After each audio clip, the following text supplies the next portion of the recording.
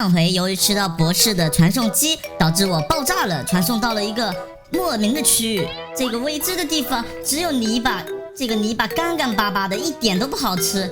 但是我想不要被别人欺负的话，我只有快点吃一些泥巴。你看这个蚂蚁都比我大，天哪！原来这个绿色的东西是屎壳郎呀！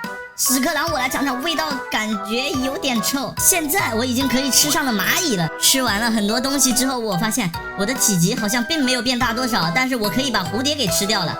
吃完蝴蝶之后，我决定一定要去外面的世界看看。外面的世界竟然如此巨大，还有着恐龙！天哪，竟然有一个恐龙向我发起了猛烈的进攻，追着我啊！救命啊！救命！天哪，又来一只！我招惹谁了我只不过是吃一点小东西而已。君子报仇10年不晚，你等我一下，别让我发育成功了，不然我连你都给它吃掉。我不断的吞噬石头，终于我可以吃上它了，终于可以报仇了！来吧，小恐龙，接下来你就是我的盘中餐了，有本事你出来啊！人呢？应该是看我变大了，竟然躲起来了，小坏蛋！没有找到那个龙，竟然后面追着一个霸王龙，太可恶了！救命啊！这个霸王龙也太大了吧！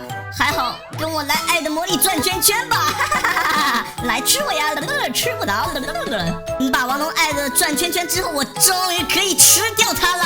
霸王龙小 baby， 你别跑啊！来让哥哥亲你一下！nice！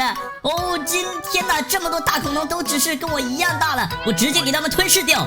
现在的我已经巨大无比，我终于知道恐龙时代是怎么样的灭绝了。原来是给一个叫地瓜的细菌不断的吞噬，最后把他们的树给它吃掉了，最后他们没有口气，活活的憋死了。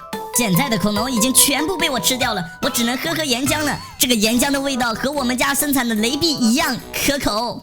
喝一些岩浆之后，再吃一点岩浆旁边的石头，跟巧克力一样。最后我直接把火山口给吃掉了。突然来了一个陨石砸向了我，是突然，我身体里面的传送机再一次把我传送走了。这将去哪里呢？